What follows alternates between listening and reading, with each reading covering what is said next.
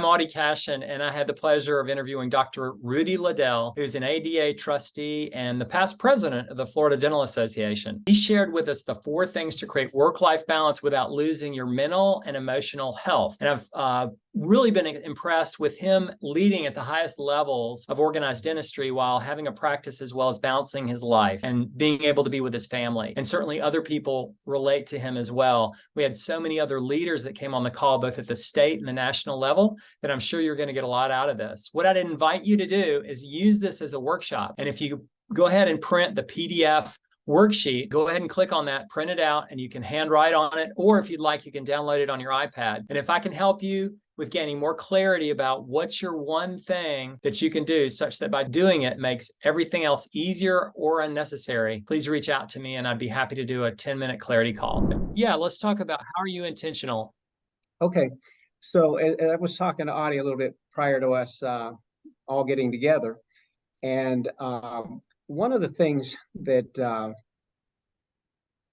when I start to think of my own life balance, I think the thing that stresses my colleagues out, most of my colleagues that say they're stressed, they don't have control of their life. And when I say control of their life, financial is one part of it, but that can also affect a lot of the other areas of your life. So when I joined, I merged my solo practice into a group practice back in '92, and the people that I merged in with were clients of a full-service financial planning company. And so I had an opportunity to also become a client. And I remember 2 of my classmates were also clients of this particular company. And one of the things that I was always curious about and envious about was when we would get together and talk, they seemed to have all the different aspects of their financial life accounted for. And so when I became a client, I remember, I think I tried to set up a SEP IRA because I wanted to try to get started, and I could never come up with more than about $7,000 at the end of the year. And I remember my first meeting when they went through all my financial stuff. My planner said to me, "Rudy, we're going to get you to save $32,000 next year." And I just about fell off my chair because I didn't think there was any way possible to do that.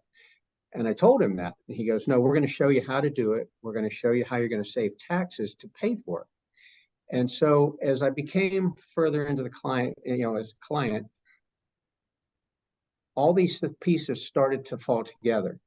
And when you can take care of your financial well-being, then you can start to concentrate on the other areas, your family, your health, your spirituality, your recreation. And I remember, and we all know, dentistry is taxing. Dentistry can wear you out. And I remember there was a point in my life where I would come down, or I would come home from work. I would lay down we had carpeting in the office. I would lay down and put my feet up, and I would fall asleep. And I would fall asleep for about an hour before dinner. And I was starting to gain weight, and I was like, this is just not, I don't feel good. So I started to exercise. I bought a bicycle and I started to exercise. I dropped the extra weight, and then I got myself a stationary bike for when it wasn't pleasant outside, and when I could come home and I could ride at night. And that became a part of my routine as well. And that helped my mental and my emotional state of mind. I see that Jeff's on. I know that Jeff's a runner. Yeah, he just put in the chat, don't neglect your physical health. I love it. And so then when you start taking care of these areas one at a time, I found that there was a certain calmness that I experienced. And I was telling Audie earlier that my financial thing almost was on autopilot. And when you hear the phrase, you need to pay yourself first, to me, that meant the first check I wrote was to fund my 401k for that month. And then as I got a little bit more, I've had a little bit more money in my S Corp, I made my wife an employee of my S Corp, and I fully funded for her retirement plan. So what seemed like an impossible hurdle at first meeting with my financial planner, I probably doubled, maybe even 2.5 times what I was able to put in my financial plan. And we all know that that's one of the, like, the eighth wonder of the world is compounding interest.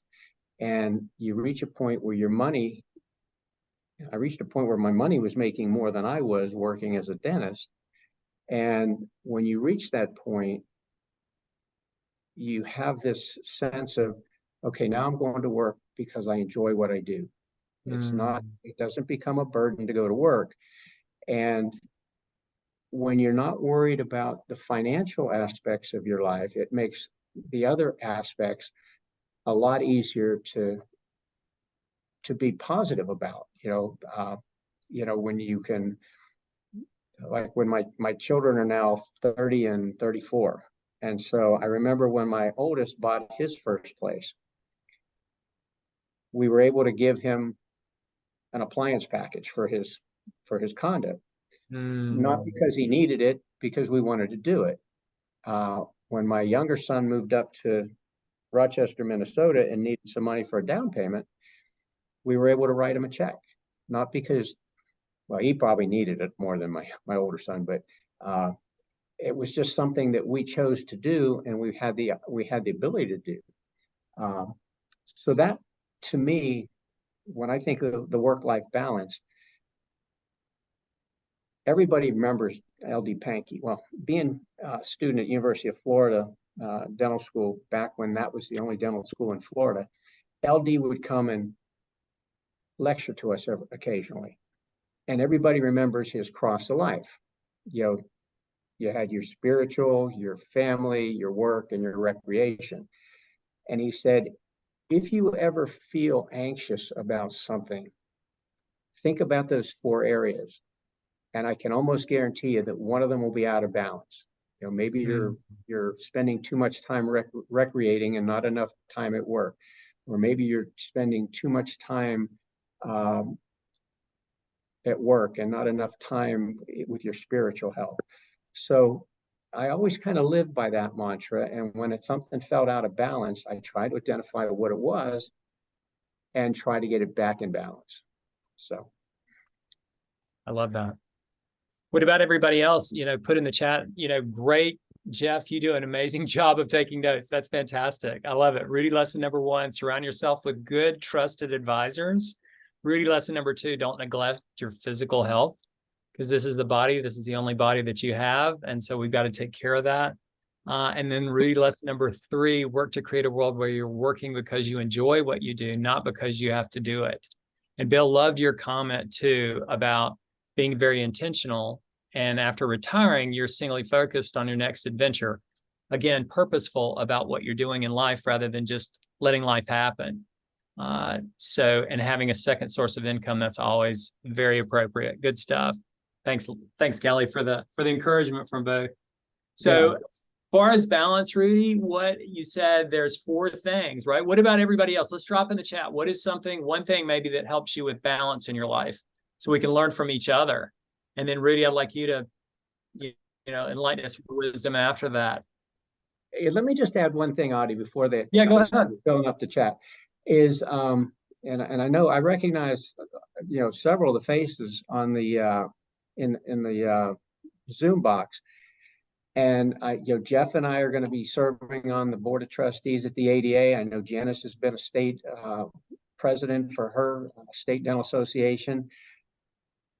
We all, as dentists, tend to give back of our talents and treasures and such. And, some people give back by teaching, some people give back by volunteering, and some people give back by being a leader in dentistry, making policy and trying to leave the profession better than when you came in.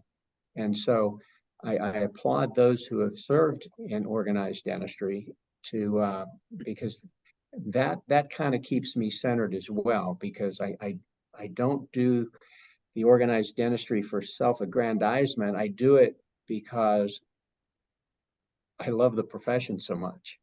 And it just gives me a sense of self-worth to know that I'm trying to make the profession better than when I got there.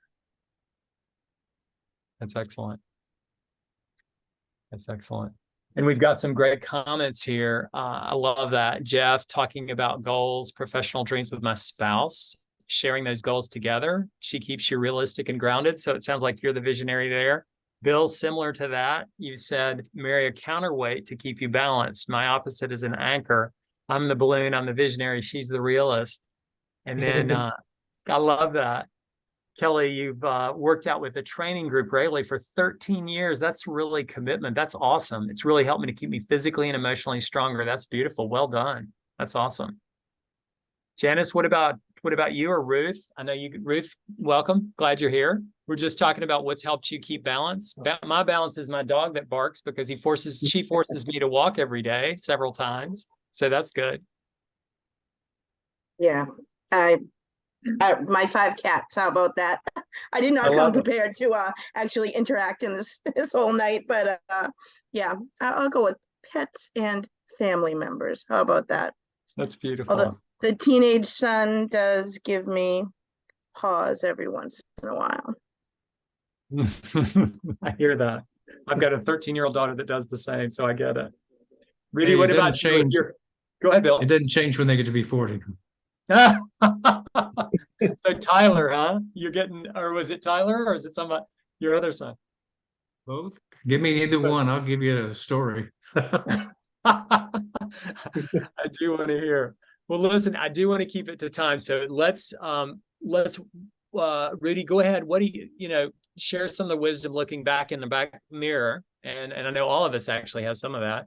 But what is it that's helped keep you balanced? What are the things that you've mentioned, the 4 steps, the 4 things? Well, one of the other things that both my wife and I enjoy immensely is our time on the beach. And so we had an opportunity back in 2003 to buy a beach condo across the state on the Atlantic. And when I stopped working on Fridays, and that wasn't, my partners wanted me to stop working on Fridays because they thought I took too many new patients. So I said, okay, I'll stop once my youngest son graduates high school, because it doesn't do me any good to be off Friday if we have to send him to school on Friday. So when I stopped working on Fridays, my wife and I would drive to the beach on Thursday after work. And so each weekend was like a miniature vacation, an area to decompress and just get back to like our grounded 0 point. We both love the beach, and it's our happy place, and it's nice that we both share that.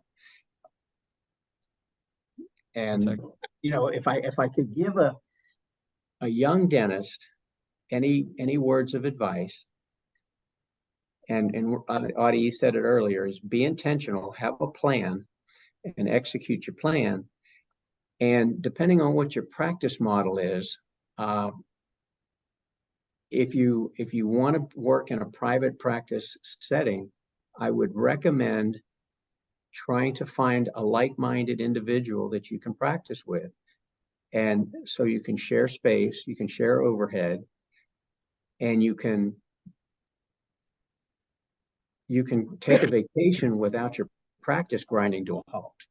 I think this was before I kind of had my ducks in a row. I remember going when I would plan a vacation. And since I was a very small operation, I had 3 employees, a front desk, an assistant, and a hygienist. I would make everybody take vacation at the same time. So leading up to vacation, everybody was squeezed into the schedule so that they could get seen before we went on vacation. And so, I mean, I was flying high. It was, you know, everything was rocking. It was doing great. I'd go away on vacation and I'd get back on Monday and nobody would come because nobody confirmed appointments. Nobody was there collecting money. And it got to the point where I almost dreaded going on vacation because I knew that was going to happen each time I did. And so when I got into the group, when I went away on vacation, there were other people seeing patients. There were other people seeing my emergencies. They were making appointments. They were collecting money. And so when I got back, it was just stepping right back into what, you know, how I left. So if you're going to do the private practice route, I would strongly recommend trying to find a person or two that you share similar practice philosophies with. And not only is it for all the reasons I mentioned, but it also gives you somebody to bounce ideas with. And if any of you practice by yourselves, dentistry can be a lonely practice too, a lonely profession, because you know you're kind of out on an island and you're just there. And if you have somebody to share in the joys and the challenges, it just makes it a lot easier. I think that's a good message. Definitely. Yeah.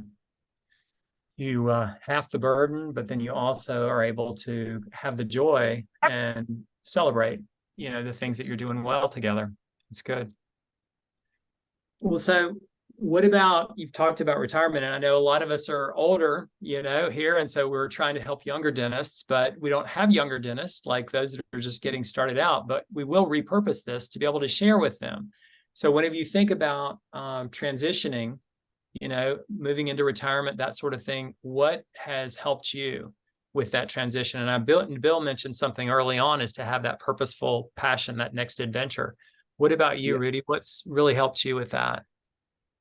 Well, and I think sometimes it was dumb luck, but I've been very intentional. I always envisioned myself retiring at 65. Okay. So as I was explaining to Audie earlier, when I turned 50, I went out and refinanced my house for 15 years because I figured that would be one thing less I'd have to worry about, was a house payment.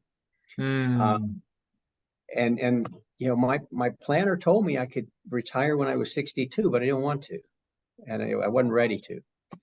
And I turned 65 a year ago, and I stopped working in December, but I still had 2 more years as trustee to the ADA. So this has been a really, really nice transition. I'm not going to work, but I'm busy, and it just there's always something to do. And one of the things that I made a promise to myself when I retired is my goal every day is to do at least one productive thing. And whether that's go to the gym or ride my bicycle or do something out in the yard or something around the house, or read my material for my next trustee meeting, I always wanted to make sure I did at least one thing. And a lot of times, once you get started and do one thing, you know, you stay busy and you do a couple of things. But I didn't want to just lay around the house.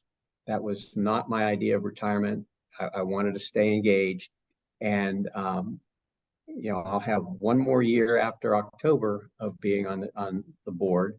And it's just kind of a nice bridge for me to be able to say, okay, you know, I'm kind of finding my center of this. So, you know, I hear a lot of people that retire, they lose their sense of purpose, because for the longest times, 40, 45 years, they are it. They walk into the office and everybody says, "Good morning, doctor," all your patients, "Good morning, doctor."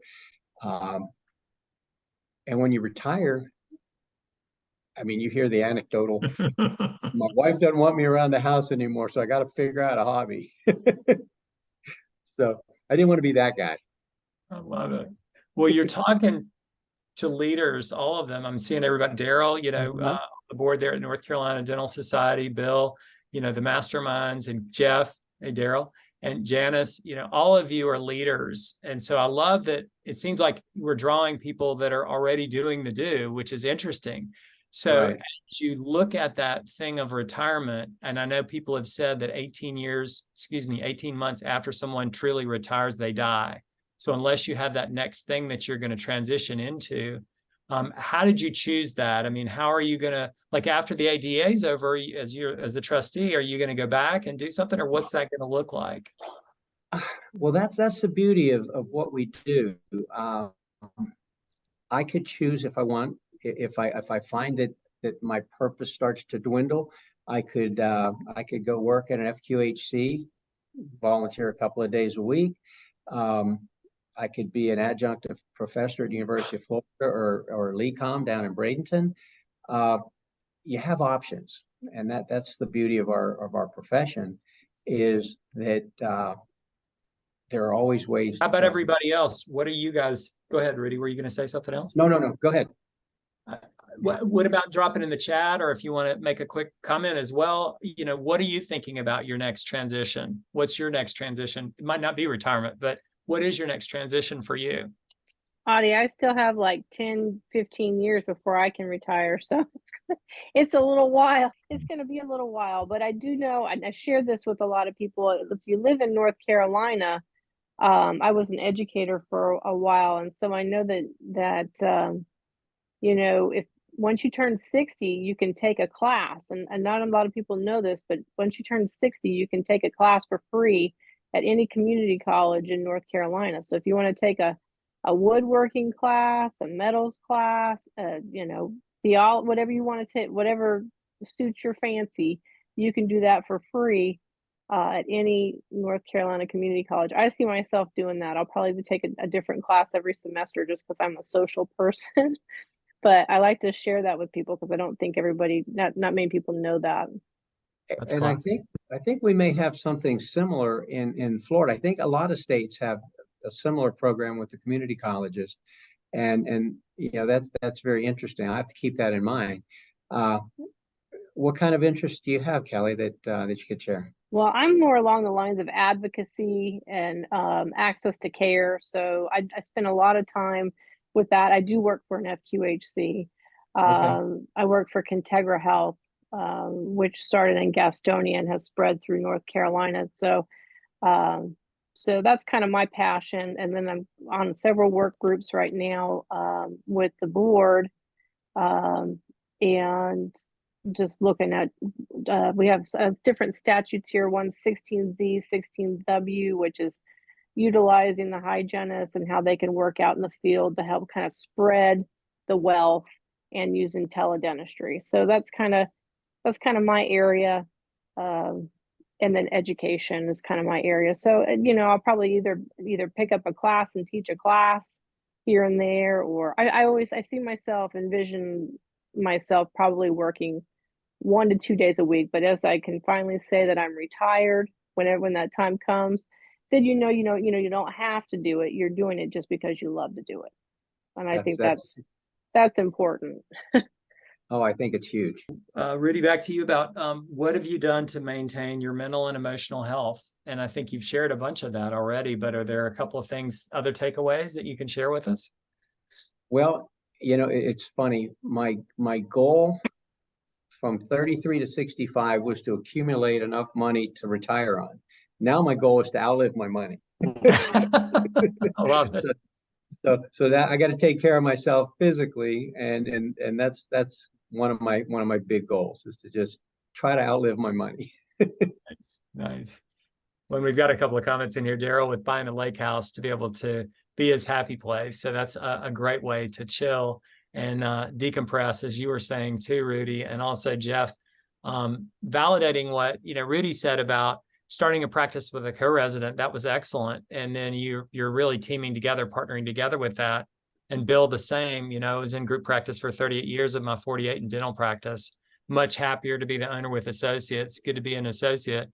And when I was solo, it was just because I was starting up my 2 practices to get busy enough bringing in an associate. So really leaning on that teamwork. I love that, having someone else that's a part of that. And go Go ahead. One of the things, Adi, too, and Bill, you've probably experienced this too, is when you have a chance to work with younger dentists that you bring in, you can be that mentor, that trying to share the knowledge that you've accumulated over, the number of years you practice, and try to give them some guidance and some help along the way. Excellent. A lot of the associates that work with me, I had 18 over the time period, and a lot of them went on to become extremely successful as they left me and went on to their own practice. And then some of them stayed with me 10 years, 12 years. So you never know, but it's much better to be able to give support to the young ones and let them grow.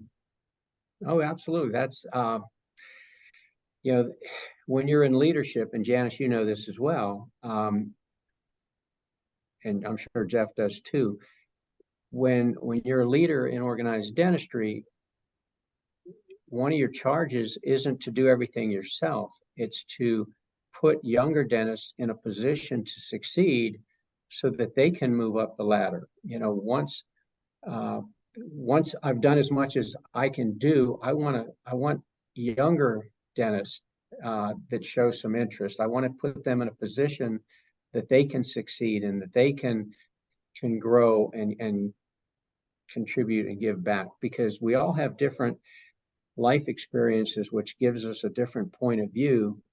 And I think we as an association are stronger when we have the voices of a wide variety of people. I love that. I love that. So having the context and the perspective of different, be it nationalities, be it ages, all that, just that spectrum gives a lot more robust way of seeing things and opening people's eyes up to new possibilities. Is what you're saying. Sound like. Yeah. Absolutely. Well, and I know this will be interesting. I'd like to hear everybody. Would you go into the profession of dentistry? And I'd love for everybody to put it in the chat. And Rudy, feel free to. I want to hear your thoughts on that. About going into the profession of dentistry, if you had to do it all over again, or if you were recommending to someone that you cared about, would you do it? I'd be curious to hear what everybody says about that right now, if you feel comfortable doing it. It's nothing against. I would do it. I would do it again in a heartbeat. As a matter of fact, it seems that every generation says that the golden age of dentistry is behind us and that everybody else is going to have a harder time. But when I look around, I'm kind of a tech guy, and with the digital workflow that's available now, I kind of wish I was 30 years old, because Nice. that's right up my alley. I would have all the technology. I get so excited for the younger generation come up, because it's so cool. That's awesome. Well, I kind of wanted to turn this into something that it could give back. So we're 1 minute over, but just to take away, if you'd like to think about, brainstorm maybe your 1 to 6 big rocks, having a conversation and thought about some things that we've talked about: retirement, transitions, what Rudy's shared about, work-life balance, and how to have those 4 areas that he really takes care of, in his life, focusing on those things. So brainstorm what would be 1 or 6 big rocks, as Dr. Stephen Covey talked about, that you would do for work-life balance. You can jot them in here on a piece of paper, and then ask yourself, out of those, which one is my number 1 priority? Is it my spiritual? Is it my physical health? Is it something personal? Putting the oxygen mask on yourself. Is it in a relationship, either professionally or personally? Is it in your job, what you do as a practitioner, as a clinician?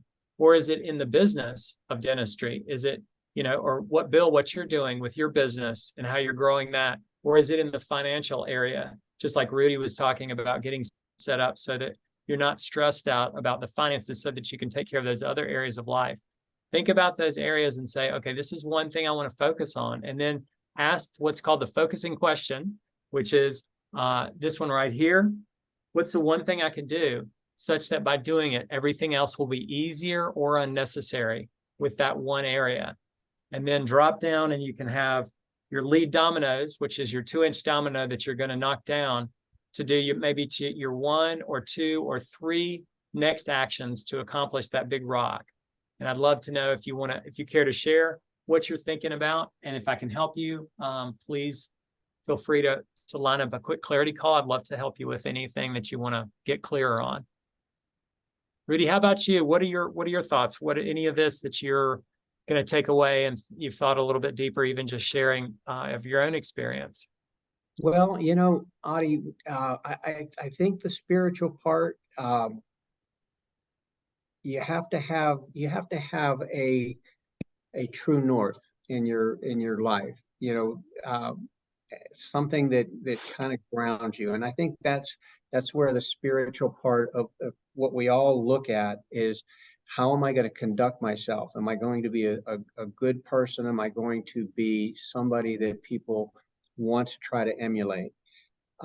Second of all, the relationship with your family has to be solid. And I just, my wife is super supportive. As a matter of fact, she worked as my bookkeeper, or the bookkeeper in our office for 25 years. So, we shared, similar experiences. Your physical health, like I said, if you don't take care of your physical health, there's a lot of things that will lead to just burnout, just things you don't think you can overcome. I think if you're physically well taken care of, and I don't mean a world-class triathlete or cyclist, but if you just do something to maintain some physical activity, that's huge. Find a happy place.